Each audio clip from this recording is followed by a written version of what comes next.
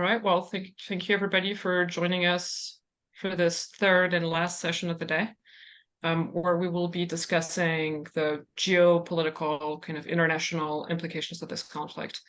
The first session today, we discussed the kind of broad history of Palestine and the Palestinian-Israeli conflict. And the second session was about theories of colonization and decolonization. And in this last session, we're sort of bringing all those ideas sort of back together to talk about the present geopolitical situation and where things might go from here. Ajay put together sort of a series of readings that ask this question from a number of lenses. And so having done the reading myself, it seems to me that there's at least, four sort of broad lenses through which we can think this problem. The first one being a crisis of the liberal international order, which is, has been the hegemonic order under which, we've sort of operated ever since the post-war moments, but is now in a profound state of, legitimation crisis.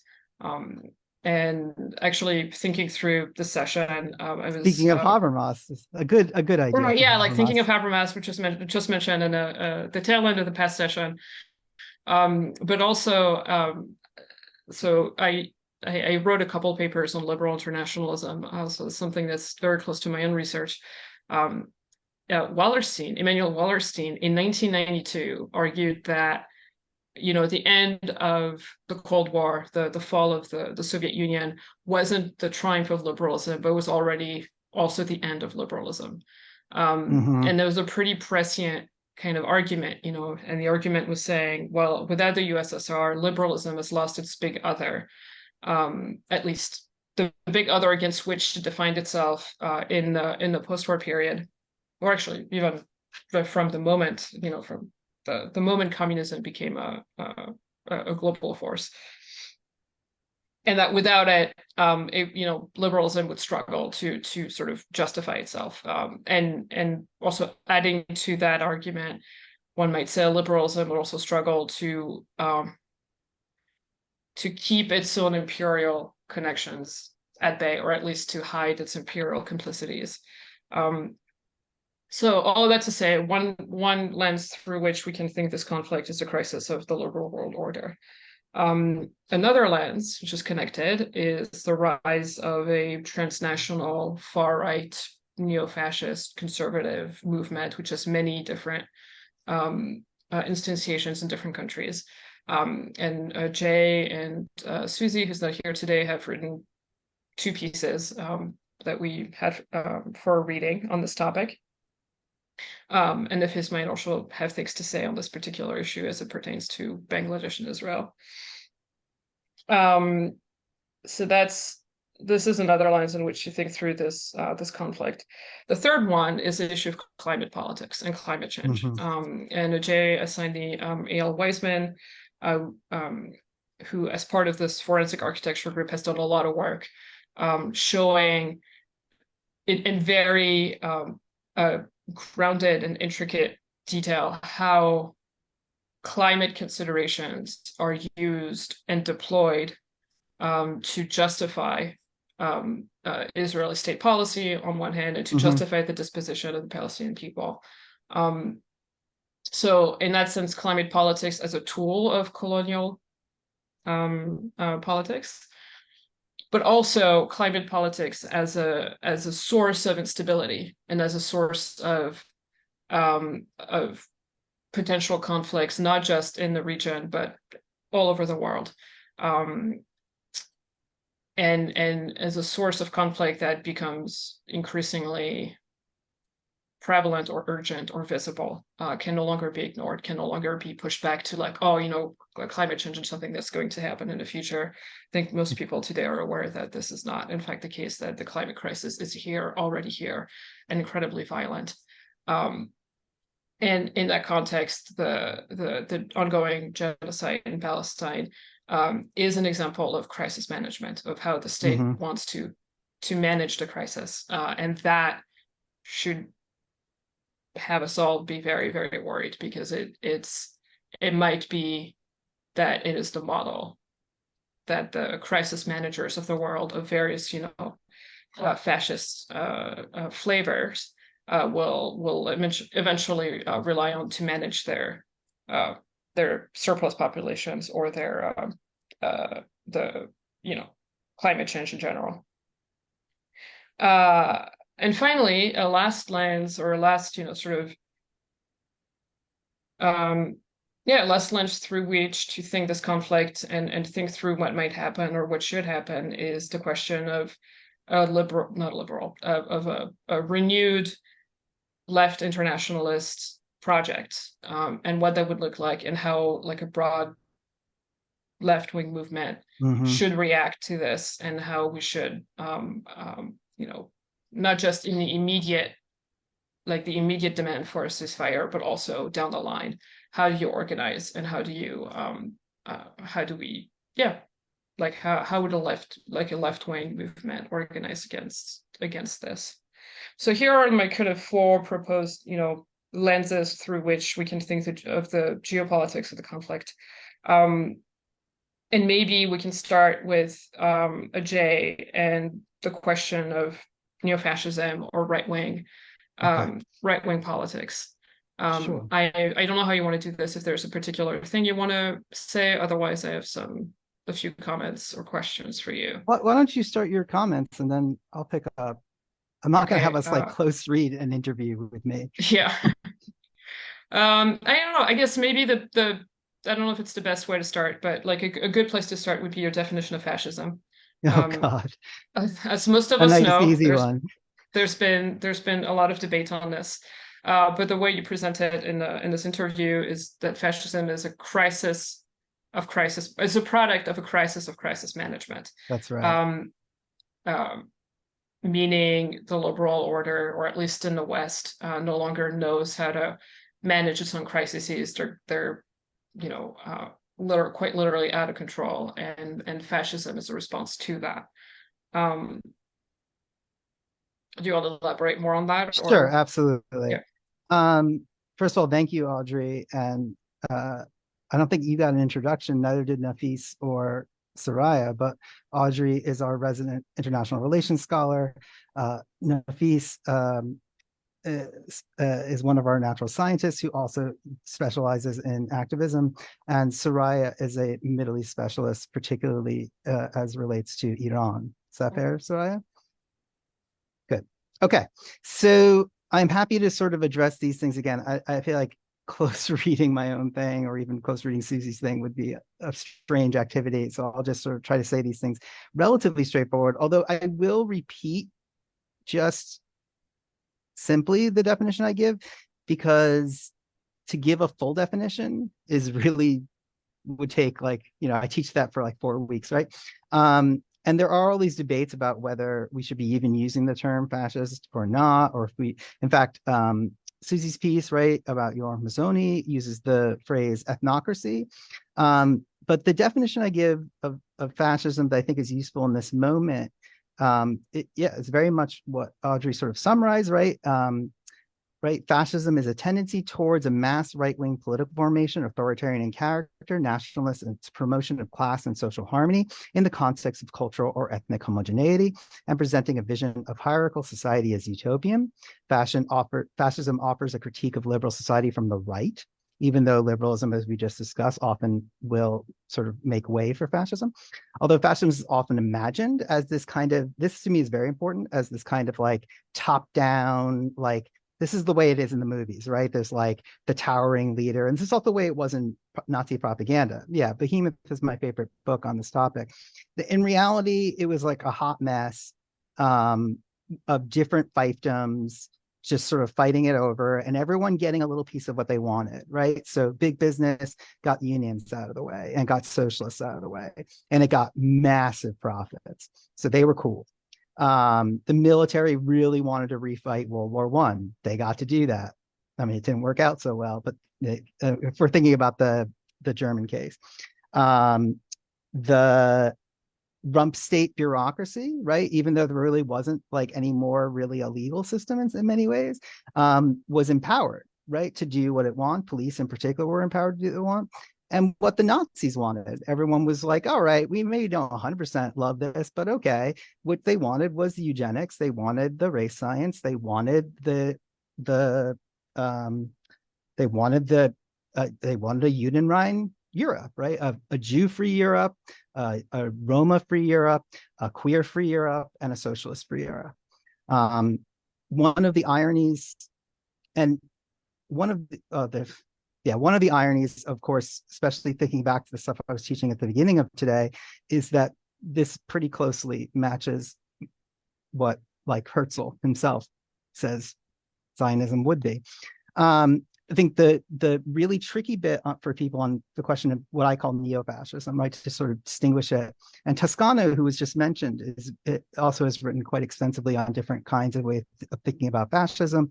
There's a wonderful phrase I learned from an essay of his that the Black Panthers apparently used as early as the 60s or 50s and 60s, sorry, the 60s, which was late fascism, kind of like late capitalism, but like to describe what they saw the US as, right? And one of the big issues that people have with talking about things as fascism, is because that language that we were just talking about in the last panel, actually, of like good and evil becomes operative often, then it becomes like, it becomes this like unfathomable, unknowable object. And that's not the way I tend to think of it. The other sort of controversy, I think, is many people see it as exclusively a response to crises provoked politically from the left. And that's one of the reasons why in the article that you're talking about, I talked about India so much. There's two reasons I talked about India so much. It's not because I'm like super into India, believe it or not. People often get confused about this, but really not that into it. Why do I think India is so important? India is it's the world's largest quote unquote democracy. It's actually more democratic in many ways than European countries or than America, but whatever, these are all liberal republics basically.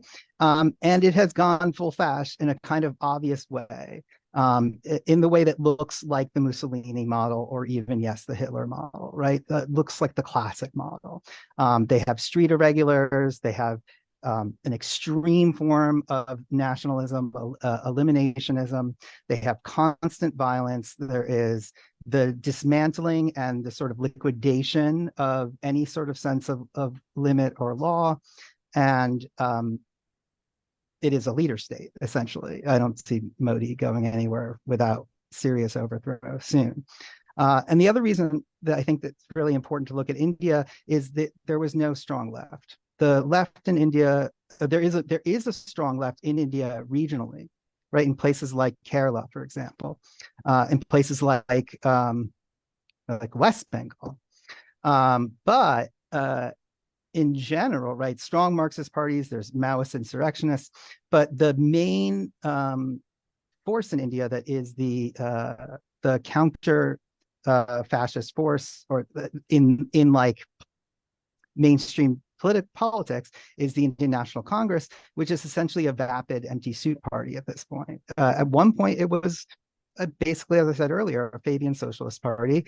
And then it sort of went neoliberal, like so many socialist parties did in the 80s. And we should probably talk maybe a little bit about why that happened. But it seems like the achievement of whatever we want to call it, neo-fascism in India, was achieved in response to organic crises, not necessarily political ones. And what I mean by organic crises, political crises can be organic. What I mean here is there are other forms of headwinds. I think in particular here we see economic and ecological ones, which we'll come back to later, that sort of are the enabling condition. In addition, though, India, and here I'll bring in Susie's piece, and Israel in particular, and there was an extraordinary vote at the UN 1 week ago, about Palestine. And you could actually see basically, really very clearly, in almost most of the world voted, it was like, should we have a ceasefire or something?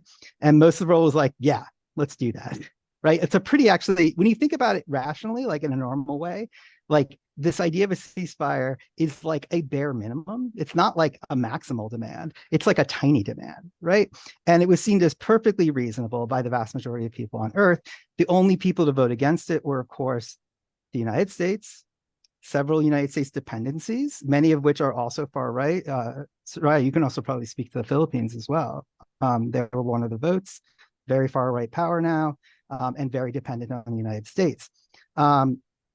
And if you looked across the world, you could see abstentions. It wasn't like a perfect thing, but what you could see was the no side was essentially what remains of the old imperial core and its dependencies, right? The United States, Europe, Japan, and a few other countries. And to me, that is also part of this story. Because the international right, and people seem to forget this, including the white supremacist anti-Semitic international right, sees in India a very good example of doing this on a large scale, right? It's a 1 billion person country, and sees in Israel a very good example of achieving actual long-lasting, right? Most neo-Nazis, not many neo-Nazis now actually hold Israel as a greater model for them than they hold the Third Reich. Why? Because actually Israel's been able to pull it off and keep it going for 100 years, right? The 1,000-year Reich lasted what, like 12, 15 years?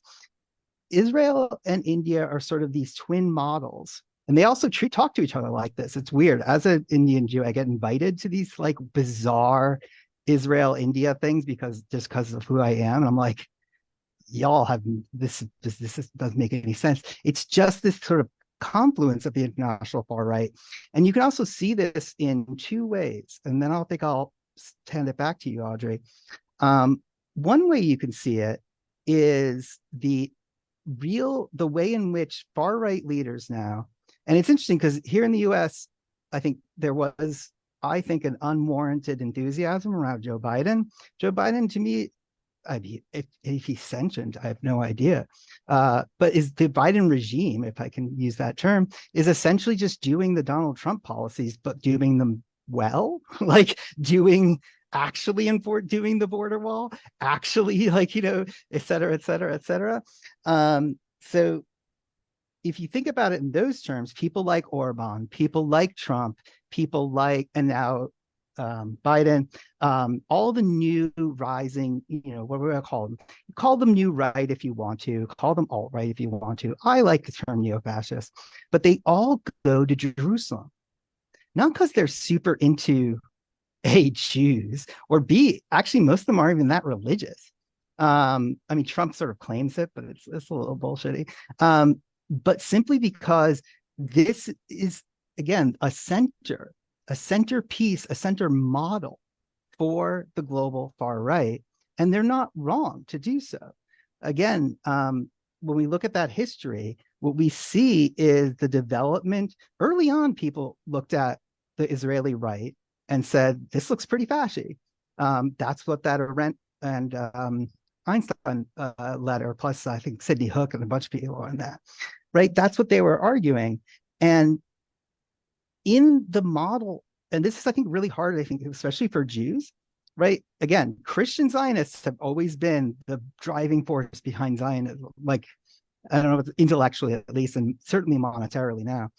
But I think the thing that's hard for Jewish people, particularly in the US, to hear, who are either liberal Zionists or even just sort of agnostic on the issue, is that Israel is more than happy to make you like subject to white supremacy, to make you subject to all kinds of restrictions and threats, because that aids the idea of the singular ethnocratic state, which is this goal. And that's really what Susie wrote about with people like Hazony, these sort of very clean-cut new generation of Israeli intellectuals who are pumping these ideas into the international far right.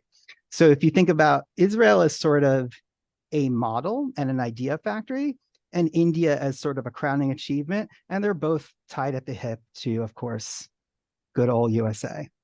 So I think I'll stop there. There's so much here. But I really like the point about sort of, it seems to me that like one of the main differences, between like older historical instances of fascism and the current movement is the absence of a credible threat from the left. And so then you want to ask, well, then what is this as a response to? And on one hand, there's the the loss of the liberalism's inability to deal with its own kind of endemic crises, but Hmm. also a loss of, how to say this, like a repackaging of imperialism for a time and place when open imperial conquest in the old style is no longer um, at least openly possible, and Yes. so you have to sort of reframe your imperial project or your colonial project um, in terms that are acceptable to the majority, of your depoliticized, like that are palatable to the depoliticized majority in the imperial core. Um, so arguments about Israel needing to defend itself, or like the Israeli people like deserving of a place to be, and like that is palatable to a I speaking from a European perspective, to like a European public that has learned that the open conquest or open genocide is bad.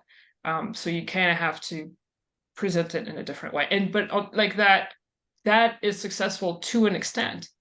Um, it's very successful, but it also cracks are showing all over the place. Like it's a Yes. very tenuous. It's completely wrong in all senses of the term, but as a political strategy, it's also very tenuous. Yeah. And it seems to me like the climate crisis and Ooh. the acceleration of the climate crisis is going to make that kind of political move impossible. Not impossible, but at least the justification, or like its justificatory strength is quickly gonna wane. Well, I want to come back to that later. The only thing I'll say here, and then I want to hand it over to Nafis and Soraya, because I feel like I've said my piece on this first part at least. Um, we ended the last panel talking about parallels with 9/11, parallels with 2003. Very much thinking about American domestic or European plus UK, I guess we now call it, or whatever, domestic politics. Um, and the only thing I would say here before handing off, because this is my own argument, my own sort of, I don't know if other people will agree. I think that there is sort of more shouting now, if I can use a sort of strange colloquialism, right? The sort of ideological state apparatus, to use that, I don't like Althusser too much, but using that kind of Althusserian phrase, right? The louder it screams, the more it's obvious that they know people don't believe it. And that is very different to me than 9/11. The American reaction, again, very strangely, not even here in New York where the attacks happened, like I've been a New Yorker my whole life. But like the space for dissent was the dissent, the crackdown on dissent, and this is very similar.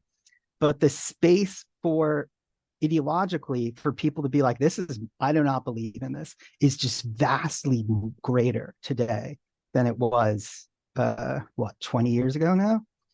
And that I think is part of the larger conversation. But on that point, I do want to let other folks in, because there are other regional perspectives outside of, in relation both to the Middle East and to Palestine, but and also to these larger geostrategic questions that I'm not covering, talking about Israel and India. So I don't know, Nafis, do you want to pick up here, or? Sure. Yeah. Just want to know that, Ajay, I was wondering what kind of events you get invited to. It would be, Oh my God, I would back like at to, Columbia, I yeah. used to get invited just because of my name. I would get invited to all these weird, like Hindu Jew, like friendship committee things. I forget what they were called. And they were just Yeah. basically like, there were Jews in India. Many of them moved to Israel, lived in their own parts. Many of them moved back. But really, there's very little connection historically between Jews Yeah. and India. There's very Well, little, I was and gonna say, most of like, it are was these in the events south. Most of it are was in the these south, and those Jews are right? not Zionists. Sorry, Yeah. go ahead.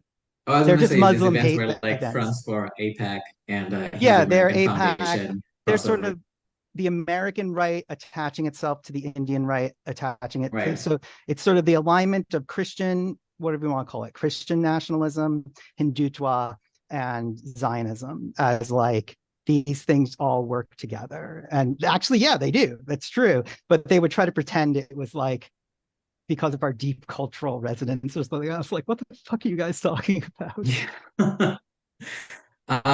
Yeah, so I mean, I know you wanted to explore a little bit outside Israel and India, but I think if you like, I'll just draw the thread from there and look at the South Asia subcontinent, like an Indian subcontinent, largely. It's interesting you say that because Bangladesh, which used to be part of Pakistan, right, like after the Yeah. 1947 partition, um, when Bangladesh liberated itself in 1971, Israel was one of the first countries to recognize the state in 1972, and they wanted in exchange for the Bangladeshi government to recognize them as well, which didn't happen, right? So Bangladesh still hasn't officially recognized Israel. It's interesting because in my passport, till I think last year or so, it used to say that this passport is valid for all countries except for Israel, right? But then they don't have it in the new passports that they're releasing. So there's obviously this big question of like, what does this mean in terms of alignment? And we can sort of get to that a little later. But I think what was happening geopolitically is that so there was Bangladesh's liberation was, in the middle of the Cold War, right? Yeah. And obviously there's a lot of writing about it, about how Kissinger was trying to use the Pakistani military government at that time to make his secret trips to China and build that backdoor connection. And that's why America supported Pakistan in its own civil war as they For adopted. people who don't know the background, Pakistan was vaguely America aligned and India was vaguely USSR aligned. Right. Yeah. Thank you. Yeah. Sure. Sorry, I'm just saying, I'm Yeah. assuming many of our viewers do not know this history. Yeah. So, and then, and also it's interesting because, both Pakistan, like the West and the East were formed based on religious lines, right? Because that's how the partition happened in 1947. So generally, both countries are viewed as majority Muslim countries, right? So the Arab world at that time took the position that they would support um, Pakistan, West Pakistan, right? And they didn't really recognize Bangladesh till it was in 1974, when Ah, yeah, so and that's also when Sheikh Mujib, who was the first president, the first prime minister of Bangladesh, met with Yasser Arafat, right? And then they bonded over there was the whole third world movement happening at that time, and Bangladesh became a non-aligned movement country. And then this sort of kind of, they had this history of like decolonization or attempts to do that and mhm. resistance against the colonizer. So, but on the flip side, Israel, presented themselves as the people fighting for their liberation, right? And this is Mhm. reflected in one of the readings that was assigned for this teaching that Kamal Ali writes about. Because recently there's been a lot of calls for normalization between Bangladesh and Israel's relationship, especially after Saudi Arabia and UAE, right? They're sort of like at least the ruling people are indicating that they are willing to normalize relations, right, despite popular support for Palestinian cause. The So current government of Bangladesh. yes, well, the current Okay. government of Bangladesh has been in power for like a decade, more than a Yeah. decade now. So, and it's essentially turning into an authoritarian government. I wouldn't say as far as to say it's a neo-fascist government, right? Because it doesn't really fit the definition that you propose, but it's No, definitely India on is really track. a special case too. But Yeah, and interestingly, and part of it is also like, and it's crazy because a lot of this authoritarian stuff that's happening is with the support of Israel in Bangladesh, right? So Bangladesh government has this publicly supporting the Palestinian cause. We have an embassy of Palestine in Bangladesh, right? Um, but in 2021 there was this like documentary and like an investigation by Al Jazeera which showed that Bangladesh was actually buying spyware and surveillance technology from Israeli firms, right? So sort Oh, of this is important. going. We should talk about this. Yeah, and I mean, Bangladesh is not really the only one. Pakistan is doing the same. So is Sri Lanka, and I think when I like a few years ago, I did talk to one of my friends that mentioned like, look, the BDS movement, right? That's the boycott, divestment, sanction movement, Of course. right? So they target like public facing companies which have products mainly for consumers, but Israel's one of the major exports they have is like military technology, right? So Yes. unless you really want to hit the nodes or strategic parts of capital for the state to, essentially meet the demands, right? You'd have to hit those nodes as well. So that's probably something we can talk about a little more. Absolutely. But generally, I think what happened was, you mentioned Congress, right? Back when Indira Mhm. Gandhi was leading it, right? Like India sort of always had this ambivalent stance towards Israel and Palestine. It was like, oh, we're going to recognize both groups and you guys are welcome. And it maintained relations with both as early as 1948. And it's funny because India also facilitated Israel to send ammunition and weapons to the Bangladeshi freedom fighters in Oh, 1971. wow. Yeah, it's I did not it's know that. very like, and then the general or the one of the big military leaders in India who was overseeing the operation during 1971 in Bangladesh, right? Because India got involved really early on because Yes. it was a security issue for them, because Pakistan was obviously like, they're getting busy in their own Hmm. issue, and then India found an opening on their western borders, right? So Jacob, who was the key military leader in that operation, he's Jewish, right? And he's also I don't know if he identified as Zionist, but he definitely had pro-Israeli stance in the government, and ultimately he became BJP's security advisor I had um, no idea. after retiring from after retiring from the military career. All of this is to say that, in Kamal Ali's article, one of the things he's criticizing is that people bring up Jacob as like, one of the key people who helped India liberate, or like who helped the Bangladeshi freedom fighters, right? And so he was Jewish, so therefore Bangladeshis should also recognize the Jewish contribution to Hmm. um, the liberation of the country and therefore support them, right? Um, but when you look at it, it's not necessarily adding up, right? So Israel is not really acting in the interest of Bangladesh here, right? It's obviously they want the recognition of a Muslim state, right, a predominantly Muslim state, so that they can go back to the Arab world and say like, look, we have the support of like Muslims, right? You guys should also support us because we helped this Muslim country attain independence, and which is a very good reason for you to support our aspirations for our state. Hmm. Yeah, so that's like, I think, a sort of convoluted way of presenting like what happened in between 1948 to 1971 and why Bangladesh still hasn't recognized Israel. But I don't know how far this stance is going to hold up. Yeah, so we can't really speak on that, especially after they removed that clause from the passport. So, but again, in the last few weeks, there's been a lot of support. Like Bangladesh, obviously, at the UN, they voted for the Palestinian ceasefire Yes. resolution, right? They have sent aid, and in the past, Bangladesh, like the solidarity between Palestine and Bangladesh goes as far as back as 1948 when East Pakistanis, right, or Bengalis went to fight in the Arab-Israel war. Then in 1980s, where around the Bangladesh government estimates like 8,000 Bangladeshis went over to fight with the PLO, and there's like there's graveyards for them in Lebanon, commemorating their participation in the war. But ultimately, with the new trend, seeing like um, and this kind of goes back to your point about like the absence of like a fully formed left opposition to this global left opposition to this war. What you're seeing is a lot of opposition, which is kind of also blending in with sort of anti-Semitism in the more right-wing parts of Bangladesh, where you have a Are you lot of talking about popular, or are you talking about in the I'm political talking about class? popular, right? Yeah.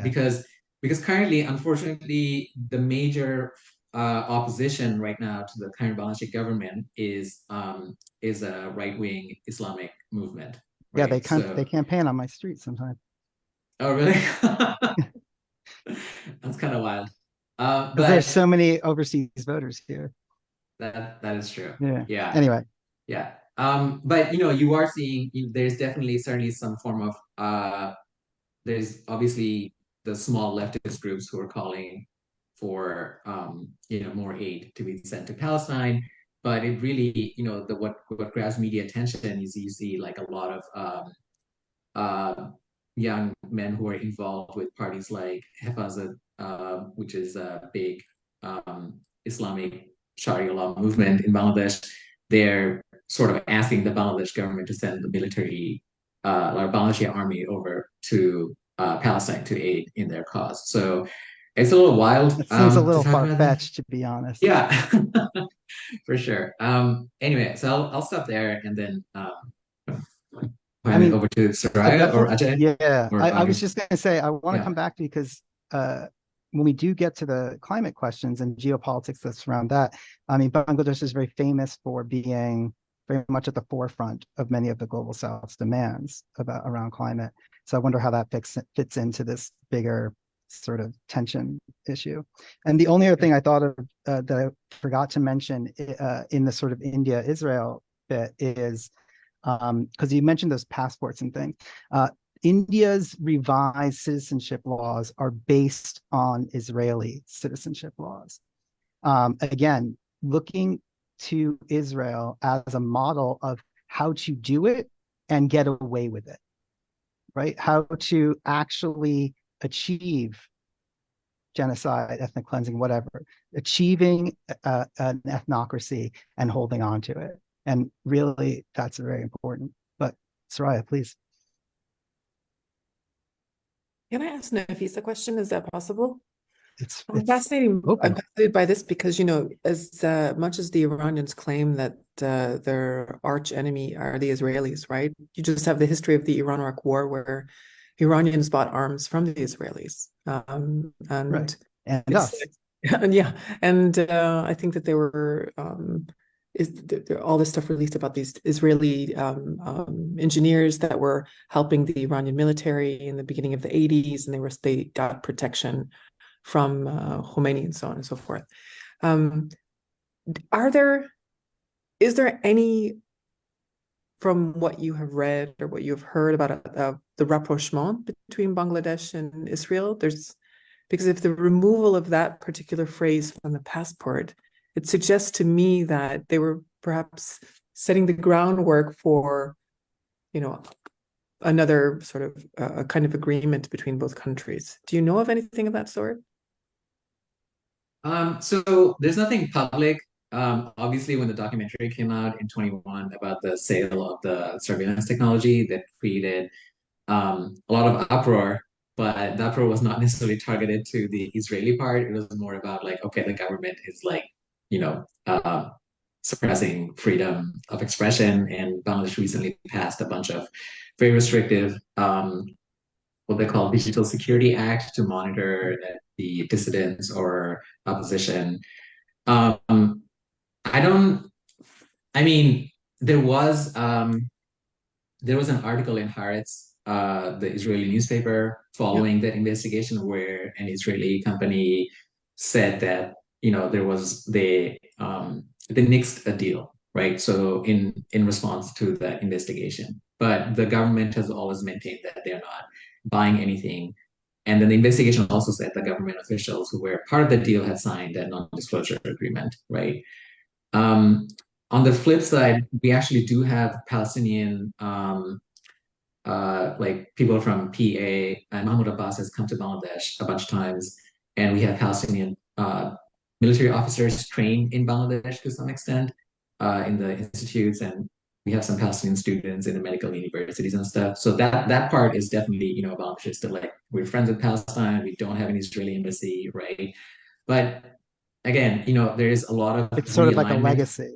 Yeah. Yeah, I mean, there's sort of a lot of realignment happening, right? So even within the Arab world, right? So you have Turkey realigning itself, right? Like, is Erdogan still going to be, is he going to be the heralding in a new Muslim, or I don't know, like a golden age for Islam or something, as he likes to say sometimes. But there's this questions of like what I think, and I mean, I'm not as I'll say this, like I don't know if this is a question of how you can thread this, but like there's obviously the interest of like global capital, right? How much you're willing to go that way versus like something like how much does your national identity or legacy of like being supportive of the Muslim world, like how do you thread those things, right? Because in case of Bangladesh, right, the government has definitely cracked down on people whenever there's been opposition to their economic policies, right? Bangladesh still enjoys very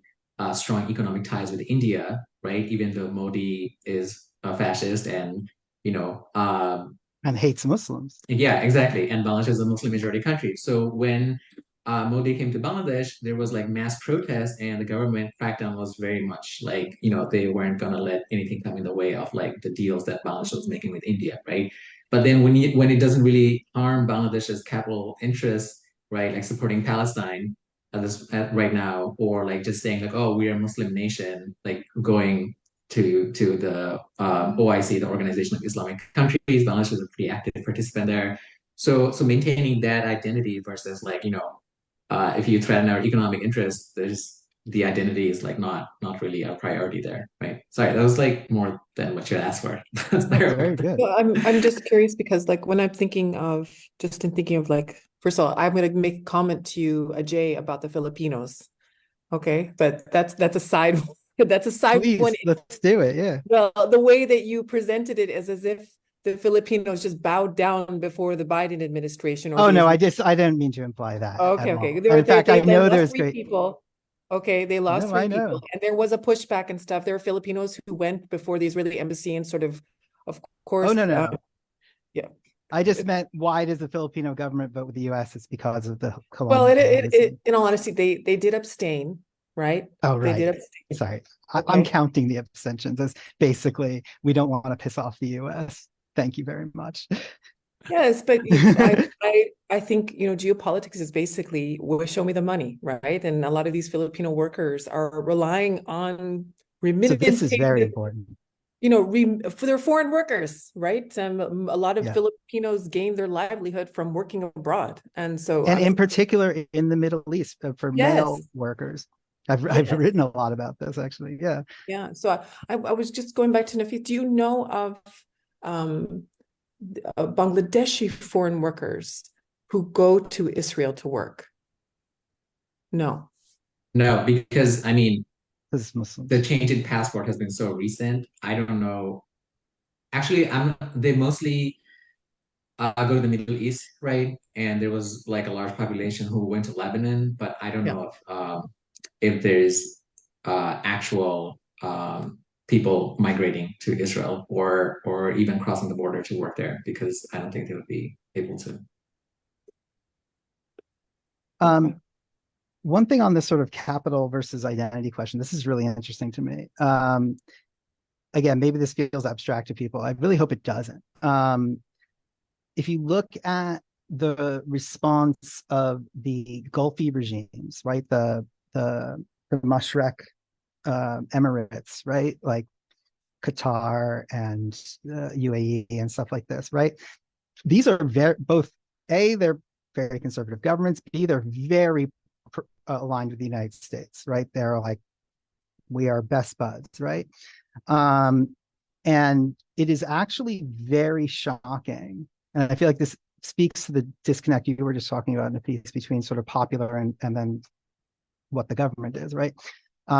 There's so much now popular dissent in places like Bahrain, in places like the Emirates, in places probably, I haven't read as much about Saudi, but it's certainly paused the Saudi, normalization process. That is actually very surprising. And possibly to me, kind of hopeful, frankly, aspect of this moment, to see that sort of coalition being pulled by its people away from just sort of rubber stamping US positions forever. Sorry, Audrey, I think you looked like you had something you wanted to add there. Yeah, but I mean, don't interrupt yourself again. No.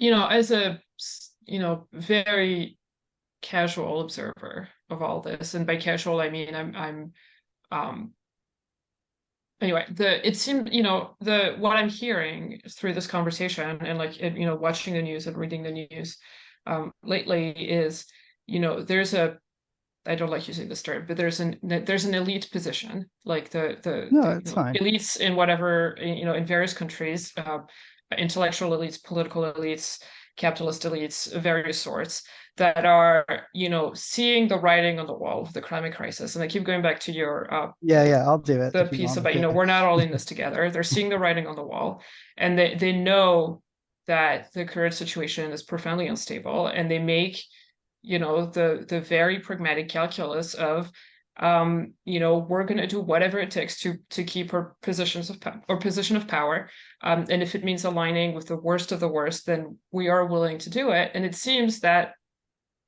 regular folks in various locals are tuned to that, and they at least in the US, as you mentioned earlier, like, as difficult as opposing, the current genocide is, there is a more widespread consciousness of how this particular struggle fits in with broader struggles, regarding justice, climate justice, all over the world, in ways that weren't really possible 10 years ago or even 5 years ago.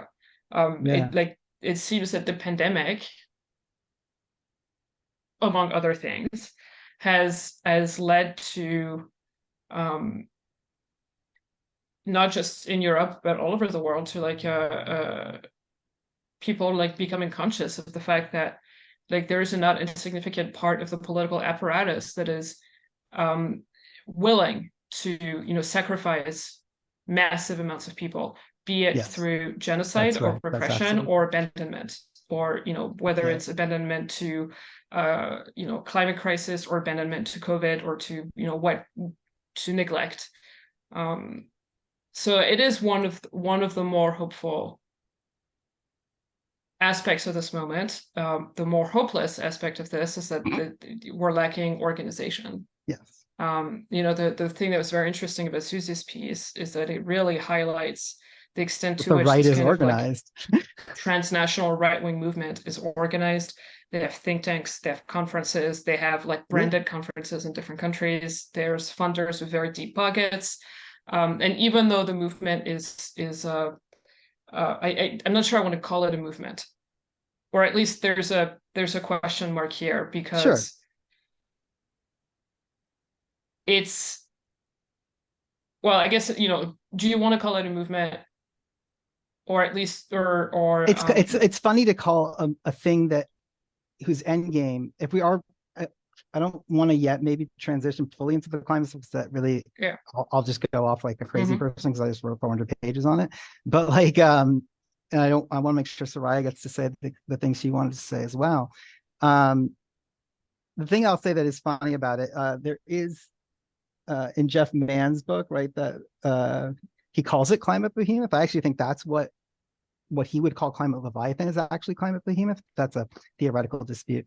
But it's hard to call a thing a movement that aims at these kind of like cantons, or the right. One thing that's very different about the right today, and this is why, like, in fact, Russia is such a strange case, right?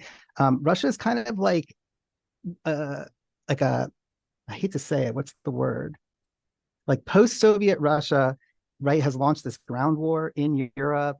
It is a gnarly place, but it's not really part of the model, right? It's part of the movement, but really only in the sense that these are all people who like support this kind of model in other places. So in addition to all the classic things that the right has going for it, right?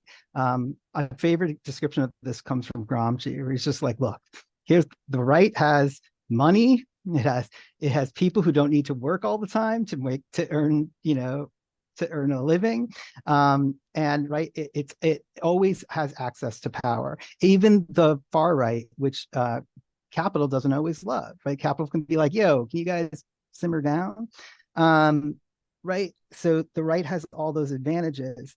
And I think in this moment, it also has this weird advantage of like, that's really easy to coordinate. Genuine internationalism on the left, which aims at some kind of, even like, I talk about this a lot in my other work, like lateral emancipation, like that's not the revolution, right? It's not the 16th International or whatever, but just as looking to like get us to a place of better than survival, which I know that sounds stark, but I think that is true. That is something that is harder to do. Although I do want to recognize that there are, especially in the South, like South-South relationships. Again, most of my examples come from climate stuff, but I'm thinking particularly of groups like La Via Campesina. I always pronounce my Spanish very poorly. Right, International Peasant Movement, I think it has 200, Nafis, you would know this, right? 200 something, you don't know, 200 million members. There are things like this. I think that us in the North, right, we have a very special task, right, which is maybe counterintuitive, but like it is in our, I've written a lot about this, it is in our basic interest, the simple, boring, material, base desire, interest, for our remaining imperial powers to wane, which was not the case in 1940, 1950, 1960, right? In some ways, the logic of a kind of labor nationalism and things like this made sense in a place like Europe and a place like the United States in the post-war period. It doesn't make as much sense anymore. And this will piss off a lot of my Marxist comrades. I consider myself a very good Marxist, but the truth is, I think even more important today than the wage relation is, in fact, an ever-increasing colonial relation, that more and more people are exposed to the kinds of things, to different degrees, right? But they are exposed to it in a way that they weren't before, even as expansions of internal colonization, right, of Native Americans, for example, in the United States, of African Americans, so on and so forth, expand as well. So to me, that expansion of the colonial relation, I think here of, again, like the same laws that are used to ban Palestine solidarity rallies are used to ban climate rallies, are used to ban labor organizing, are used to, right? These are the same powers. And people are making that. I remember being invited at my own fucking shul, synagogue, right? To debate a Christian, of course, about the movement for Black Lives. I don't remember this, like however many years ago, 5-6 years ago, including a Palestine solidarity plank in their demands, and saying how I thought this was incredibly justified. Right. And people were like, oh, I want to support movement for Black Lives, but now they have talked about Palestine, so I don't anymore. And I think that kind of shift is happening. A lot of people will bag on, I don't really like Ta-Nehisi that much, but I did see a thing from him the other night where he was like, yo, you know what? I was totally fucking wrong. I was wrong. I went over there. Turns out Zionism not so hot. I was wrong. And I welcome that. Give me a like wiggly liberal who maybe is just going along with the flow over, like, when we get to the left and stuff, people who are, call themselves committed Marxists, but are like, well, we have to both sides this story. They're like premature Kantians or something. So I don't know, there's a lot to say there, but I feel like I've been talking a lot. Jay, can I say something with regards to the Yeah. codes thing? And I don't know if everyone of your viewers has seen it. I just saw it today, and I thought to myself, why do we often, Americans, have to experience it in order to believe it? Because Ta-Nehisi Coates is like, I've been to this place before. He's like, I remember him saying something along the lines of, I know what this is like because my grandparents went through it. My parents went through this, right? And he started recognizing this particular kind of apartheid system because, he had the experience of his parents talking about Jim Crow, etc., right? And I love that he said that, but also at the same time, I was like, no, it's very frustrating as well. it was not just frustrating. It's like he also has. There's also an access to power thing because he calls up someone who says, "Do you know Rashid Khalidi? Take me to," and he talks to Rashid Khalidi. You know, it's like, why do we He's have the to get to TA that for point? Rashid. He's just down the Yes, street. he's wonderful. But the point is, like, if we're talking about the vast majority of Americans having that access to power, or even being able to go to Palestine, or to be able to go to Jerusalem and East Jerusalem and just see how things are walled off, etc. in many ways, just Well, I do so think here, frustrating.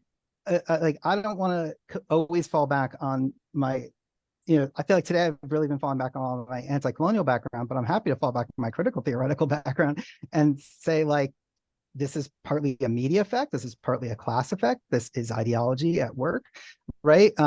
It's also, where did Coates get his, where did he make his name? He made it at The Atlantic. The Atlantic is a reactionary magazine. It's run by Jonah Goldberg, for the love of God. In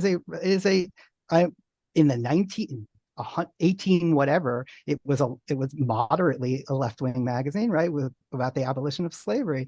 But today it's an extreme right-wing organization. I would call it it's sort of like, what's the word, a gateway drug for liberals to the right. Right, if you would, right, it speaks in the language, it articulates the conservatism in the language of liberalism. And really, I do imagine, and I don't want to pick on Coates, actually, because so many times he said, No, he's great. He's great. No, actually, I don't really, I don't want to pick on him simply because he has said very, I think, correctly many times that, he has said very correctly many times, like, don't ask me all these political questions. I have no fucking idea. Like, I'm just this, like, writer guy. But I think that moment, I'm sorry, someone is at my door banging very loudly. I'm just going to ignore that. Sorry, at this moment, that is, I think, very important, because that kind of stuff is, you can see the cracks forming or breaking through. Sorry, I'm going to pop off for 1 second while you guys talk about this, and I'll come back for climate. Okay, I don't know if anyone else has seen that video, right? I mean, I was, very touched by it.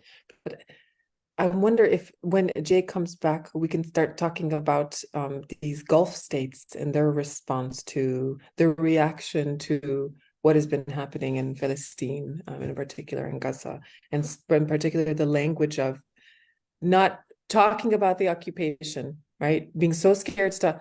Jay, can you hear what I'm saying? Could you hear what I was saying? Couldn't, because there was some very angry person at my door. Please go ahead. I was talking about just when you mentioned a little bit about the Gulf states and their reaction to all of this, their kind of hesitation as also being American not airlines, American allies and such. And I was just going through what their foreign ministers said, right? And I wrote down that, of course, you have those of the Abraham Accords. Do you guys know the Abraham Accords? And 20, do you know what that is? Yes, of course. It was the the people in the audience. Hope, do they know? Oh, sorry. Yeah, almost certain now. Why don't you tell them? Okay, normalization of trade and military ties and connections between Israel. This is orchestrated under the Trump administration. So between Israel, Bahrain, Morocco, and UAE, I think. I thought Saudi was in there too. No, Saudi.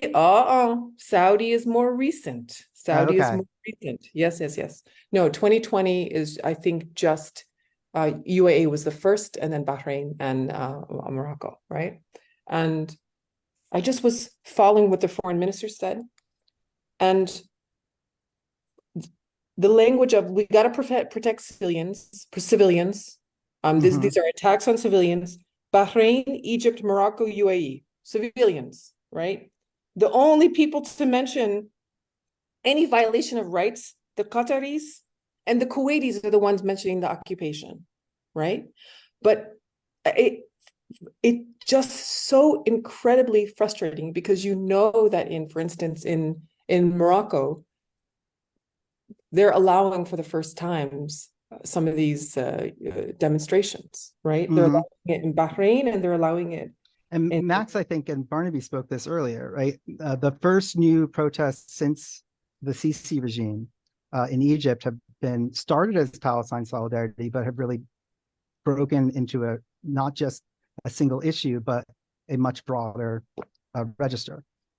I didn't hear what was said in the previous. Oh, that's all right. Don't worry. No. So I'm just so curious for just being here at Mesa and talking to Egyptian scholars. It's like it's to be. Jury's still out. What CC is going to be doing. Oh, yes. Jury's still out as far as what kind of assistance and aid he's going to be getting from whatever sources, from Arab governments. Actually, this is being recorded. I'm just saying this. This is actually a really good place to turn to maybe that question of organized abandonment, which of course is, that's Ruth Gilmore's term. She says that that's what racism is. It's organized abandonment. Rebecca Lawson earlier was talking about the fog of war, and Illyrio as well about the fog of war.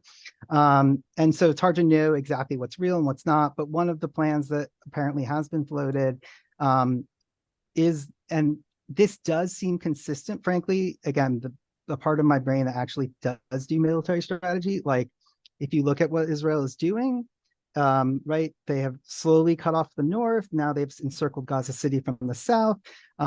This is a very dangerous maneuver, I might add. Encirclement sounds good on paper for military, but if you're doing it for urban warfare, it's not always the easiest fight.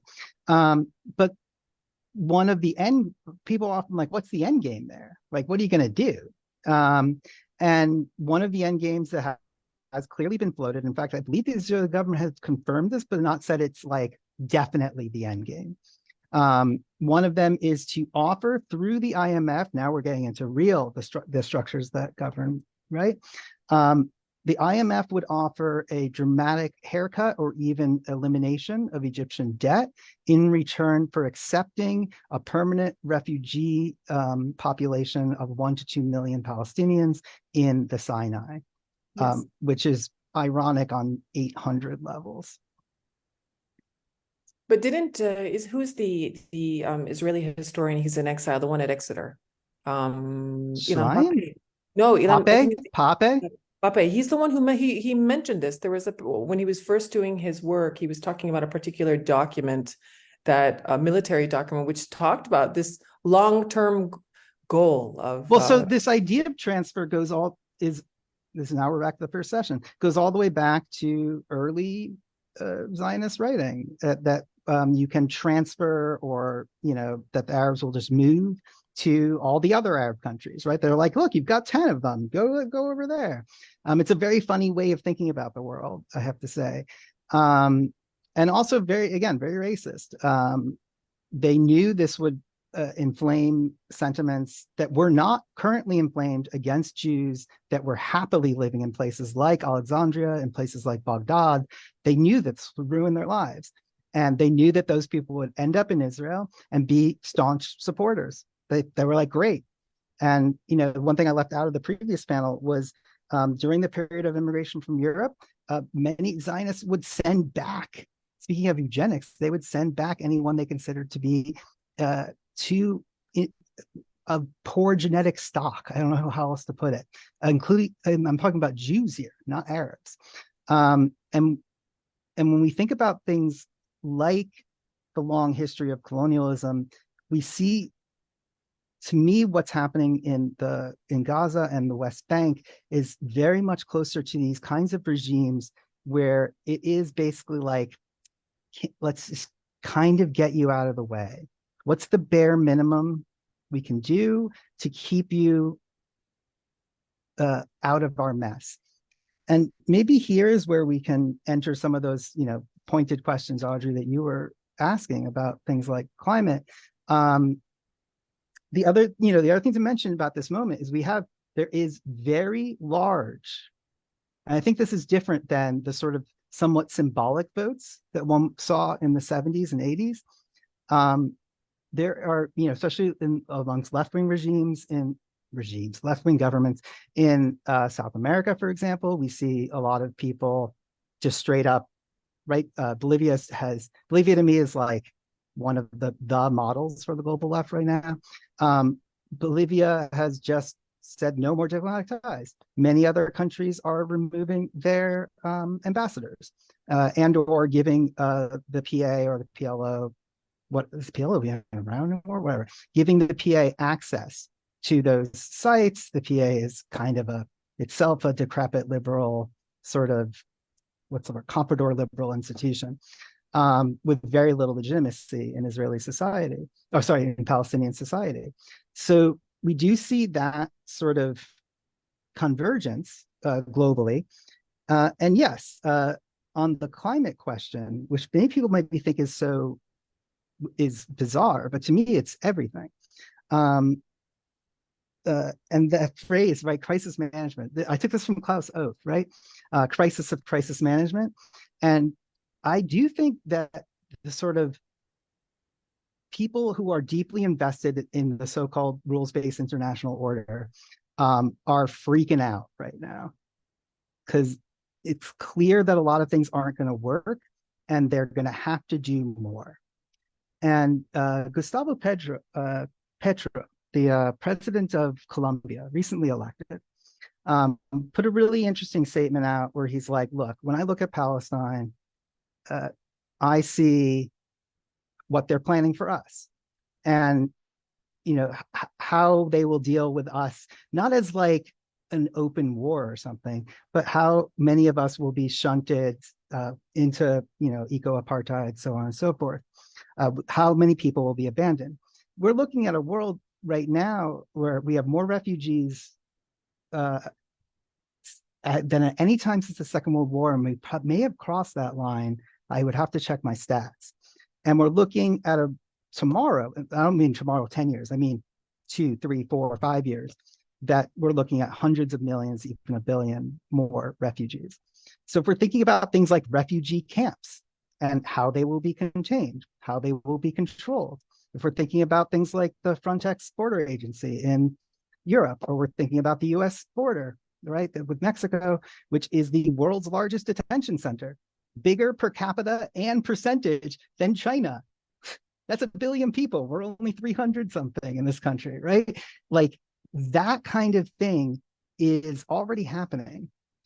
And I do think many people who are actually not very deeply invested, this is to me very interesting, in Palestine as a like devotional object or as a cause célèbre, are looking at this and being like, oh, they're looking at the arms trade.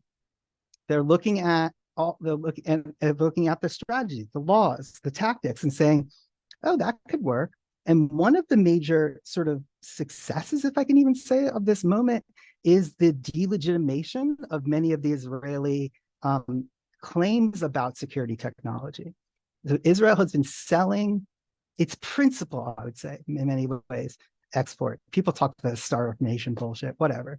Its real export is security systems, which they advertise globally as like, look, we use these to keep the Palestinians. They're the worst of the worst. We use this to keep them under control. And that illusion has been slightly broken, as has direct action against Israeli security tech companies, which is also very heartening. But this other dimension to me is like really, really crucial. And should I show the like visual aid for this, Audrey, or should we talk more? Sorry, you're muted, I think. Go for it. Okay, sure. I don't know if people got a chance to read everything, and I know we're running out of time. Oh, that is not the correct thing. That is my thing. This is a really interesting map. So who got a chance to read this one in this room? Anyone? Oh, Audrey. So do you want to say what this is? Yeah, this is so this is part of a piece written by A.L. Weissman, who does research in the Middle East. And I think it's his whole team actually who put the book together, but who knows? Yeah.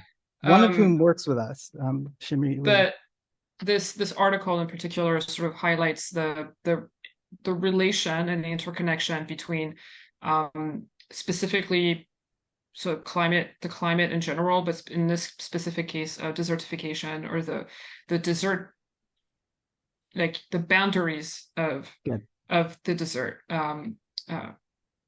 Desert. Desert. Yeah. It's okay. Um, This is our international panel, and none of us pronounce each other's languages correctly. yeah, Soraya exactly. will die if I start speaking Farsi in my Bronx accent. But right, what we are looking at here is exactly what Audrey just said. Right, this is the aridity line, which Wiseman and his crew have redubbed the conflict shoreline. Right, and anyone who's, again, familiar, thinking all the way back to that first session with the history of Israel, knows this history of the idea of making the desert bloom. Of course, making the desert bloom is actually an ecological disaster. You don't actually want deserts to bloom. You want things like, I talked about this with Max earlier, but right, you want things like traditional terraced agriculture. You want things like not irrigating massive portions of essentially deserts to grow cash crops for export. That shit is disastrous, not only in sort of colonial terms, but in climatological ones. And the really interesting about this is that this line, these lines that you see here, right? I wonder if, is there a zoom in? I think there's a zoom in somewhere. Never mind. I'll stick with these two. They're really helpful. Is that they move, right? We often think of nature and society as being so separate, but right, which is of course trivially, obviously untrue. Marx made a great argument for this. Spinoza made a great argument for this. Obviously, I think it's plainly obviously true. But where once you could say that this was like almost like a purely how to put it, ecological issue or a purely climatological issue. Now this line represents two other things, right? So first, it represented the places in these areas that were most viable for human population and therefore for control, right? So they were fought tooth and nail. You can see it runs right through Palestine, but also, right, the top of sub-Saharan Africa up through Pakistan. I feel like if this map went further, it would go a little bit further. This line moves by geopolitics. So our like ecological landscape is being shaped by geopolitics. And I'm not going to quote too much of my own stuff, but when we look at this map, we are seeing a front, right? Not necessarily only a front in the meteorological sense. And Weizmann talks a lot about how much meteorology was used for map making in the colonial era to figure out what was useful, right? What parts you wanted to take and what parts you didn't give a fuck about, right? But today, two things. Again, we can see actually climate change and desertification occurring in these areas in different ways for different reasons. And this line is the line of the most number of especially Western dominated conflicts. And what I mean by that is things like bombing campaigns, drone strikes, etc. Right? This kind of weird kind, very different actually than what we're seeing in Gaza at this second, but this general way of policing a kind of ecological boundary.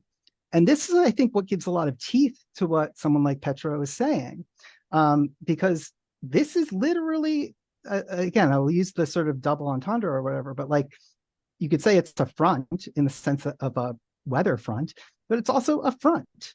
It's a war front. It's a front of conflict around which many people are realigning. And I don't have, Algie, you could speak more to Europe. I have very little hope about much of Europe right now. But I do have great hope that issues like this, again, even for folks who aren't deeply invested in something like Palestine, which I don't think someone like Petra deeply is, frankly, actually suddenly start seeing commonalities, right? That can be South-South, that can be from a formerly colonized or a neo-colonized person to another, but I also think that can be North-South from people who are facing, as we saw with the Movement for Black Lives, who are thinking, wow, that thing over there is a lot like our thing over here. Sorry, Nafis, you look like you wanted to jump in. Oh, did I get that wrong? No, that's okay. Yeah, you can continue. I do have No, some thoughts that I want to share, but please go. we can No, go wait. ahead. Yeah, should I take this image down? Yeah, I mean, it's not particularly related to this image, but I think it sort of alludes to it. And I think when Soraya was talking, we were sort of like alluding to that forced transfer proposal that was leaked from Israel's Ministry of Defense Intelligence, which is a think tank, right? And then I guess some of the things that came up was, well, okay, one, right? So Bangladesh is like a delta, right? So you have a Yes. lot, like it's where like majority of the Himalayan rivers come through and meet the ocean, and it experiences a lot of land erosion, right? So its overall land mass is shrinking while its population density keeps going up, and it's not just because of the denominator of land mass, right? So your population is also going up, and then what happened a few years ago was because of the influx of the Rohingya population, right? So as refugees that showed up, obviously that created a tremendous pressure on a developing country's economy. And in the last 3 years, because of COVID and because the economy is so much dependent on either aid or garments as its main export, right? And as we are speaking, there's currently the garment workers are entering their fourth day of strike. There's like thousands of garments workers that are currently on strike in Bangladesh. But and then sort of initially, while it was portrayed as like, okay, so they're also Muslims, right? Rohingyas are Muslims who are being persecuted by the Myanmar junta, and they're fleeing into this country, so we should provide them protection. It ended up creating a lot of discord, right? So these Mm, people, like the narrative became like these people look like us, right? They're our religion, so they can blend in Bangladesh, right? As illegal people who are infiltrating our country. And what the government and the UN aid was running out, right? Like aid sources are drying up, sort of, for the Rohingya population. And what the government planned to do was to sort of transfer them into like an island right off right in the Bay of Bengal, right? oh So my they're like, Lord. okay, it's going to be a camp, refugee camp that's going to be This is it. constructed with UN money, right? So it all looks Like what very Australia nice. has done. Yeah. Exactly, yeah. And in Nauru, right? So it became like a prison camp essentially. So that was the plan, and obviously there was a lot of outrage about this, and then the government invited, and because the Bangladesh has hosted Rohingya refugees for a while, right? Like the government essentially said that, well, we're not getting any aid, right? We are hosting all these people, so we have to come up with a solution. So Bangladesh sort of like the government basically took this very aggressive stance, is that, well, okay, one, if you care so much about them, why don't you take them, right? Or two, why don't you come and see these camps for yourself, right? So like obviously it's going to be constructed with UN money. It looked a little nice. um, but essentially, the narrative, the whole sentiment towards these refugees changed slowly because of because of the climate crisis that's slowly ramping up. Right, Bangladesh has experienced record breaking flooding in the last 2 years, and obviously the erosion of landmass, the loss of jobs, and it's also the feeling that um, even though and the increasing authoritarianism, that's also one of the main reasons why people feel aggressively hostile towards Rohingyas, because they're Of blaming course. it the government's like, you took them in, right, and now you're cracking down on opposition. And so they're sort of connecting all these dots to create like there's a lot of terms being used, but for the sake, since this is being recorded, I will hold my tongue on that. But um they're essentially portraying the current government as like this really evil government which has brought down all these issues, some of which are beyond our control, and some of which are related to larger geopolitics. Because if you think about it, in the north of Bangladesh, there is aridity is increasing because India is proposing to build all these dams, right? Right. So because the rivers are coming down through India, they can essentially control our water flow. And it's been a huge throughout Bangladesh's history since 1971 onwards, even before going back to when it was East Pakistan, the control of water has been a major point of contention between India and Bangladesh, right? There's been huge moments where I think it's taken over like 40 years now to resolve one particular major river source. And that's just one, right? There's like 7 others that run from India into Bangladesh. So that's, that just like shows like, okay, so does Bangladesh really have any sort of bargaining power against India, which one surrounds the country in all ways, except for when it's bordered with the ocean, and two, when it can control like a very valuable natural resource like fresh water, right? So, yeah, go ahead. Oh, I just want to jump in here because to tie this back to, Palestine and this event, one of the texts that we assigned for the first session is by the Israeli negotiator. This is by the Israeli negotiator for during the last-ditch effort of the Oslo peace process. And one of the issues that he points out, and I gave this as a reading for everyone, is that often, right, again, in the media, this is often portrayed like Arafat gave up this like great deal, like what the hell, yada, yada, yada. It was a terrible deal. It would have essentially led to a very similar situation as to what we have now, right? A semi-autonomous Palestinian region constantly under Israeli surveillance and incursion. But people often think that the religious sites were the most hotly contested. This is not true. One of the biggest sticking points was water. And this to me is just so telling in so many ways.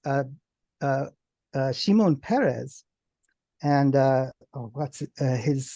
one of his aides de camp, Noah Canarty, came into these sessions basically ruined all the deal that had been made so far by being like, Palestinians don't need water. They just need a couple of drops, right? Like they're not like us. They don't have to shower and drink as much. They're different kinds of people. This like almost sank the whole thing. The people tried to pull it back together. And the Israeli argument blows my mind because it's the same one you see in so many of the climate arguments. They said, look, we're keeping what we have, which meant the aquifers under the West Bank in particular. They're saying that's still ours and it's going to be ours. We will propose to build a bunch of basically nuclear power plants on the shore and desalinate water that will ship into you. And this to me is like such a good crystallization. A, it's very racist. Of course, we all see it's very racist. But B, right, the actually existing fresh water, we're going to hold on to that for the good stuff. We're going to hold on to that for ourselves. You get the magical funny water that we think we might be able to make en masse, with this kind of techno solution. And of course, this is constantly the discourse. Anyone who has studied climate politics and geopolitics today, these are the same discourses of denial and delay that you always see, right? And it's going to be this technology solves the problem, or it's going to be, it's really funny. Karen Marie Norgard wrote a wonderful book about climate denials many years ago, which is climate denials is not really actually a big deal anymore. But one of the things she pointed out in there was that many forms of what denialism is today are not like people being pure skeptics, right? Being like, it doesn't happen, it's not real. It's harder to argue that because everyone can see it. And I think that's true also with what we're talking about today with Palestine. At the same time, though, the way we use euphemisms, I even do it. Facts on the ground. I use that phrase all the time. Collateral damage, I try not to use that phrase, but I definitely have done it. She points out, in fact, that those are the model for things like, what do we call them? We're going to phase down, or we're going to draw back unabated coal, right? This is like a string of words to say, actually, we're going to keep coal. We're going to use we're going to replace things with clean natural gas. Well, we know for a fact that clean liquid natural gas, especially when shipped, is actually even worse than burning coal, right? Like these kinds of structures of speech are then reflected in very local political conflict and then global geopolitics around both climate and colonialism. So that's my piece about that. Should we get Can I just questions. quickly Oh add yeah, something? Like, and this is part of the discourse, and please. where some people brought up like, okay, then why don't Palestinians? If so, the water in Gaza, right, that's controlled by Israeli Oh, this is authorities. perfect. The cholera. Yeah. Yeah. So, and then some people were like, well, if Palestinians just only made their own desalination plant, then they wouldn't have to rely on Israeli authorities, right? That's just like such a mind-blowing argument to make. And the second thing is, it's not, I mean, I don't know how much weight this has, but there's some speculation is because Gaza sits on a reserve of oil and gas. There is like a lot of I mean, I've read incentive this. for Europe and America like to not obviously not call for a ceasefire. I've read this. I have to say, it's kind of reminds me of the like 2003 no blood for oil thing. Like American interest in the region is certainly in part based on oil. But if all I wanted was cheap oil, Saddam Hussein's my boy. Like I don't need to overthrow him. So I think I feel similarly about some of these arguments around Gaza. There is stuff of great value in Gaza. I think more importantly for people, especially who are learning about this for either the first time or are learning more about this, is that Gaza has not had is one of its chief industries is fishing. And it has not had access to fishing waters for I don't even know how long now, at least a decade, if not more. So and in fact, this is that grand offer, right? That was the peace process, was that all of Palestine, which would be just a couple of cantons, right, would be like this. Israel would control whether they have foreign trade. Israel would control whether they have development projects. I mean, let's say they wanted to join Belt and Road. Now, I'm not going to comment on that, right?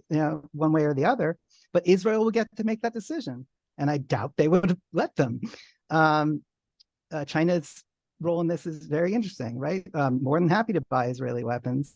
Its people are very anti-Palestine, and its government is very popularly responsive, believe it or not. So it is in a tough situation, and it feels very much, if we're talking about geopolitics, it just wishes this shit wasn't happening. Like it kind of like China's position is so different from the US. The US seems to have a certain kind of like really almost like Hail Mary pass for empire, whereas China's position is like, let's just keep our heads down and hope this goes away. And they're increasingly unable to do this, and they have been making statements about, ever greater restrictions on Israel and other things. But I think this shows the sort of geopolitical fault lines. Again, I do really love that vote. The other one that's even crazier is, of course, the Cuba one that was yesterday, right? Or was that 2 days ago? Which literally every country in the world, I believe, except for one abstention. Ukraine. Yeah, and I don't want to turn this into a parallelism thing. But Jay, right? Can I actually interject a little bit? I mean, yeah, that your description of China maybe doesn't take into account their imperial pursuits are more along the lines of building up the infrastructure of Africa. That's right. That's their roads correct. And building that's their Mongolia. goal. That's a different. And it's not purely a charm offensive, right? It's because the only way for China to actually gain ascendancy in the way the global political economy works now is, in fact, to do something that Western colonialism never did, which is develop local bourgeoisie and local industries in like real local bourgeoisies and real local industries in places like Africa. That's a very complicated issue that goes probably beyond the scope here. Yeah. But does that speak to the concern that you had? Yeah, just in the sense that they're not really, if they're keeping their heads down, it's planning something else. So no, yeah, they would not. They don't. They're very similar to the Ukraine stuff. They are not. I know the American media is like, oh, China and Russia are like bound at the hip. No, Russia is an annoyance to China in the same way that right now Israel is an annoyance to China. They're like, why are you fucking things up? Like, let's just be cool. And like that position is a really different position. And we are entering a period where American, I think, unipolarity is being challenged. And not only by the economic rise of China and things like this, but in general, Yeah, but there's also a kind of ascendancy of the Chinese diplomatic corps too, because remember, you know, Oh, I agree.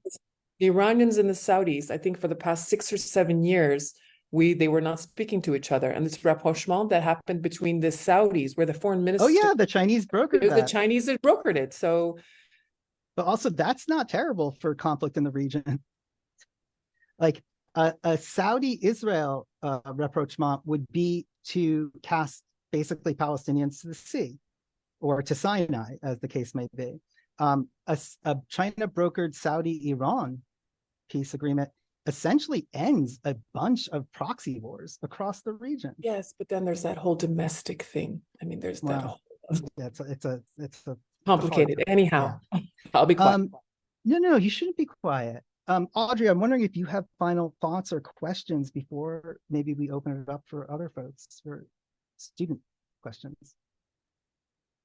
Yeah, so we've touched on the climate, we've touched on the right, the Oh, we haven't transnational touched on the right, left. rights of the right. So what of the left? If is there a left, if anything?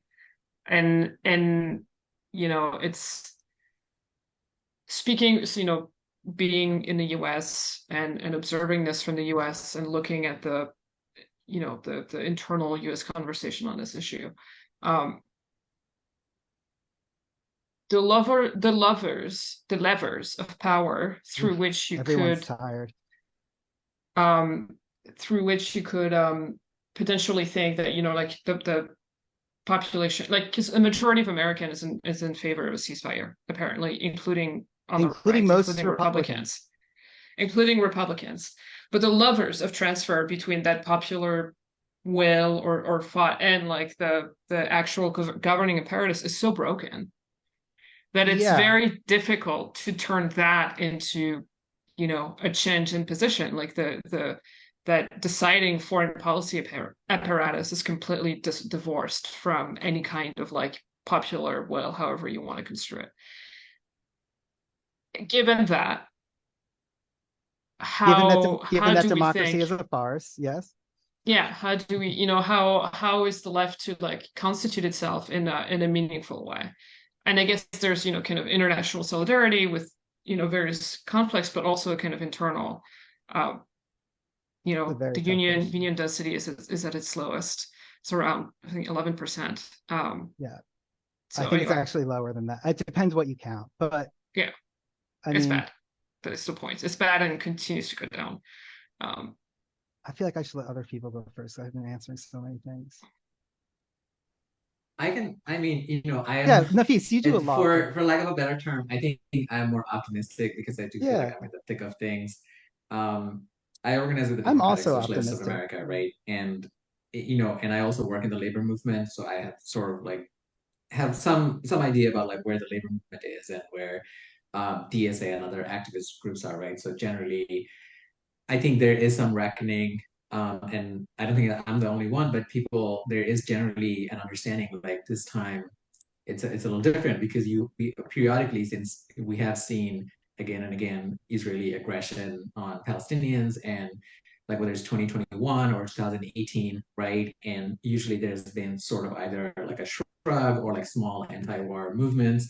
But if you just see just like the numbers, right? Like the numbers turning out in support of the Palestinian That's cause over very, the last 2 weeks, right? And the lengths that people are willing to go to, right? There's like hundreds of arrests being made in the major cities, that's right. even in smaller cities like Durham. Last night there was a group of like a couple of hundred people blocking a major highway, and all of that, right? But then you can also say, well, that also happened for Black Lives Matter, right? So where did that get us? It didn't really get us very far. In turn, that Well, movement it was built a little actually, bit. well, I mean, Sorry. yes, but also, you know, they kind of use that to enact more stringent protest laws. They gave more, ended up giving more money to Of cops, course. right? Austin, which was like one of the very few cities to actually pass like defunding the police bill, right? They didn't end up really. They ended up getting more money for cops, right? So there is legitimate disillusionment, but also there's like a real optimism, like, okay, this Yeah, I just agree. can't keep going on, right? And I think Yeah. tomorrow we'll just see like it passed the House, right? The 14 billion package passed the House. We'll have to see like how it changes, right? Because the Senate still has to vote on it, right? And it's been like, incredibly disappointing to see some of the more celebrated left people not Well, let's call just for say this. it. Bernie has been a cold disaster on this. Listen, man, I'm sitting here with a poster of Bernie at my back, and There's still I a Bernie gotta sign in my say, window from 2016 and one from 2020.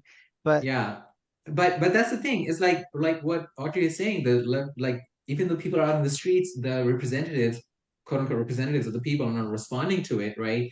And on the other hand, you do have labor, like union labor, like unionized labor folks, not cooperating, right, with what they're being told. Because today there was a ship that was being going to be sent out from Oakland to Washington and then out to Israel to with a shipment of weapons. And just like minutes ago, they redocked the ship because the whole day there's been people protesting.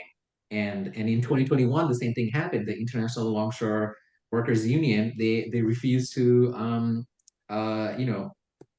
they refused to let the ship like go on that's its right. way, right? They blockaded the ship. And internationally, I feel like there is the workers for Palestine put out a call, and then there's trade unions like Colombia, the biggest trade federation in Belgium, right? They've all responded saying that they are not going to work, like obviously if their work involves loading ships or moving cargo for Israel, they're not going to participate in that, right? I mean, so there's these pockets of resistance that are growing, but I think to like the bigger question obviously is like how do you all connect that, right? So I mean, I don't know. That's just like there's sort of my two different. I am someone who actually, I'm like in yeah. the medium optimism level. Uh-huh. On the one hand, I think it'll be interesting. We've already seen this actually, because I do also do political organizing, and my wife is a veteran labor organizer, doesn't do it anymore, but really follows it very closely. And some unions are getting involved, exactly as you're saying, and others are not. And others are even going further and sort of purging um, their their non-Zionist members or members who aren't towing the line on this. And I think it'll be interesting to see where I don't think all left balls are in the union basket. Let me just put it that way. I think there's some on the left who think that. I think that's a very strange way of thinking. Unions are a form of organization. They're not the only form of organization. And I imagine there's going to be a lot of splits in these issues based on all kinds of questions. I also do really worry about the Biden administration, more so than Europe. Europe is sort of special, and I'll get to that in a moment. But I do worry that the Biden administration, I think, is really pushing in the same way as it did with its fake climate bill. It does with its quite real sort of warfare welfare bill, which is trying to bind the nascent resurgence of certain parts of American labor back to nation state, back to empire. And I don't know if that's possible today, but I also don't know if the chips are going to fall out exactly the way everyone hopes. And I do think that, it's funny. I actually do see hope in things like Movement for Black Lives. I see hope in things like and Audrey, you can speak to this more, like all of the passion that was on the streets in France, this summer or this past spring, when people were like torching police stations and stuff. This is a level of discontent that is just unprecedented since at least the late 60s, if not earlier. The biggest challenges are what Audrey has said, right? There is very little avenue. And I think the left has to reckon with this. I don't think we should give up the fight for like trying to get people into office and stuff like this, but I do think we need to take a more oppositional stance towards our government. Like here, I think Soraya, I don't want to put in a spot. I do think of places like Iran and the way people are like, well, we'll try to get one of our people in, but we know that the government's kind of like, until we fucking can do it, it's not on our side. Like, sorry. Yeah, but that the exercise in the reform movement, no, it didn't work. No, didn't work. You have to lecture me on that. I know it didn't work. No, but I'm for the public who doesn't know. No, but yes, but for I think for Americans, especially for liberal Americans who actually feel very strongly about this issue, there's often the idea that our votes translate to something meaningful. And truthfully, you don't have to be like a fire-breathing Marxist. Like even the most boring political science studies out of like fucking Princeton confirm this.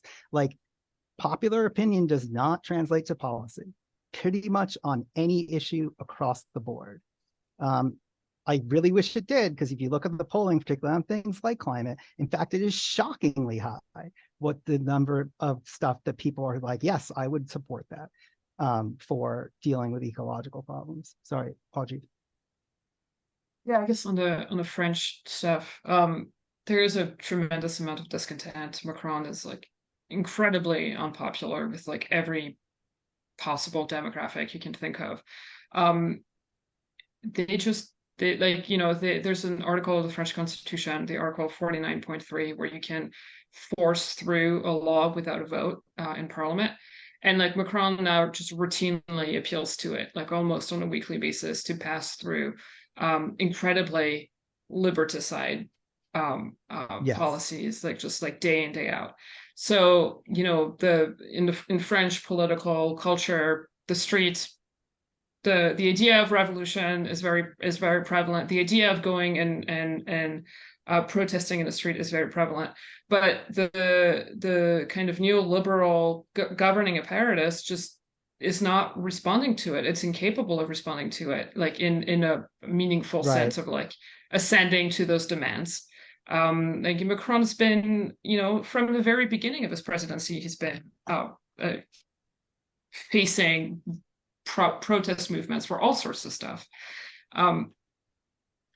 So, you know, he like the governing layer is like isolated itself, and it continues to try to govern, and it's forced into relying on the far right more and more. That's right. A number of his, you know, of his cabinet are like just straight up from like right wing or ultra right. I remember in the organizations. last, what was it? It wasn't the presidential, but it was a local election, I believe, in France, and the like Front National of the National Rally, pardon my French, Yeah. like candidate was shocked that the Macronist was like, you're soft on Islam. You're soft Yeah, on you're Muslim migration. And the National Rally person was like, wait, I'm the fascist. Like, what the fuck? Like, I'm Yeah. like, we're the OGs. You guys are new to this game. That's my bread and butter. No, so like you know, it's incredibly worrisome. Like, or it shows the kind of inability or unwillingness to like respond to any kind of like popular demand for things like, you know, that are not even that radical. Like, you know, it's like demands for like, you know, retirement, pension plans, like Sounds health radical insurance. in the US. And in that, I guess, and you know, I'd like to be optimistic, but in that context, especially in the absence of like organized left-wing parties, because the French left-wing parties are husks, they're empty husks. In the absence of an organized alternative with a vision, with like organizations and party and an ability to mobilize a base to do something, the historical tendency is towards further, you know, disintegration of the state, and historically that's called fascism, or that's one of the aspects of fascism. Yeah, I mean, I think we have to take I'll say one thing on this. I think this is the position between Nafis and you in some ways. The middle position is in fact that question of the structure of organization for the left. And I don't mean this in some kind of, again, weirdly abstract way. Again, I read about this at length and stuff that will come out next year.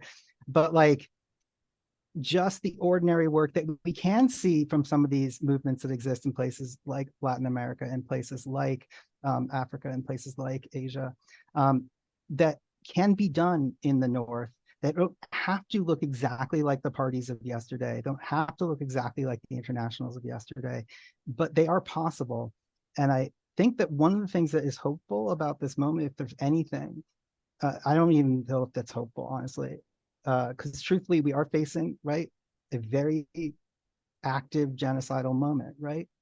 and one that many people, I think, correctly see as part of their struggle and part of their present and future in many parts of the world. But those things are not insurmountable. They are doable. And I often joke about this, but it's truly true as someone who started a thing. It starts with transaction. It starts with talking, and it starts with simple acts of solidarity, which is why I still do think some of those very simple, just Palestine's on our list. It's on our list. That is in some way meaningful, if it's certainly, as we're all saying, not enough. Is that a decent place to land on this, or is it too wiggly?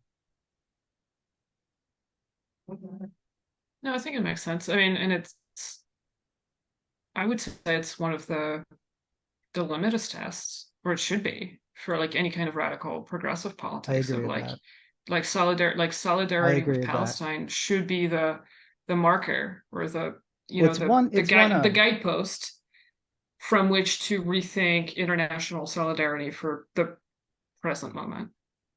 I think that's really true. You've said it much better than I did with my Coates thing.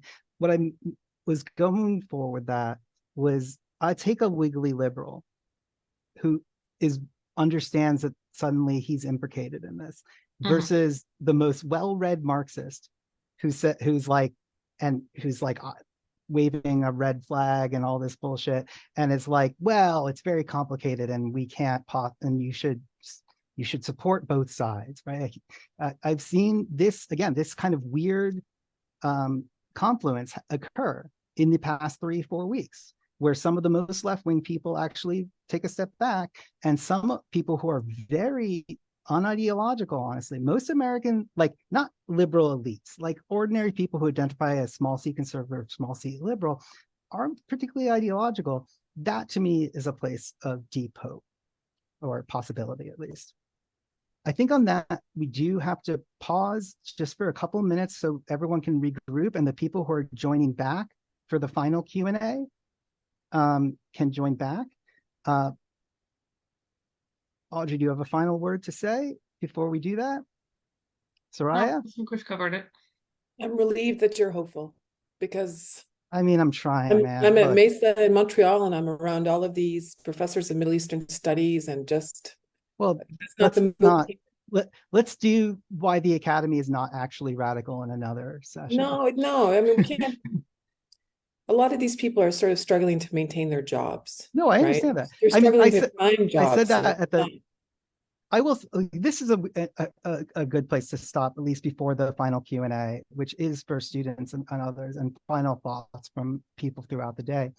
I said this at the top, but I'll say this again, especially because I've seen this argument made constantly that it's somehow easy or good or simple to go and do Palestine solidarity. And I tell you, to put this event together, I had to sign documents to ensure people's visas. We had people who had dropped out because they're I will be fired from my job if I do this. It's not fun. It reminds me of people who think that people are trans or queer because they gets them a gold star. I'm no, it increases your chance of being murdered. People don't just flippantly do these things. In a free world, in fact, we would be able to flippantly do these things, but that's not the world we live in. And the idea that people are scoring points by expressing Palestine solidarity is just insane. I can tell you from personal experience, oh my God, the amount of money on that side of the table to carry water for the US government, to say, or even just be a nice liberal pacifist, there's a giant stack of money on that side, and there's a stack of negative money on the other side. That's a really grim place to stop, but maybe that's where we'll stop for the moment.